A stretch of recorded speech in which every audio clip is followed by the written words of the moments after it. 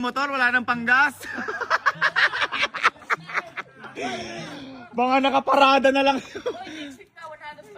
Ha? 100 pesos per liter. Kaya pala binuunikit bigla yung motor niya, ha? Ha? Di pa tapos eh. Di pa tapos, oh. Ah, bakit magmumotor? Dahil? Pero pinakamalupit yun kasi ano yan, matipid. Matipid, hindi. Labasan ng motor, ha? Nagyayabangan, ha? Oh, ngayon kayo magsasakyan. Tingnan ko yan. Tingnan ko yabang nyo. Ha? Boy, may sinasabi pa sa akin kanina si Cute.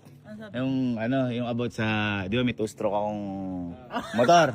Ano yung sabi mo sa akin sa 2-stroke ko? Hindi makakalayo yun. Dahil Ang ganyan lang, sira na. sa'yo nga, di pa umaanda sila. Tingnan mo! Yung sa'yo nga nakalabas yung kadena eh. O, pasok ko dyan. Bakit? Ano ba to? Ano ba to? Timing? Chain. Bakit? Bawal yung ulog yun! Babaklasin yung buo yan bago niya makuha yun. Para makita baka may tama pang iba. Oo. Ay, wala pala yan. Eh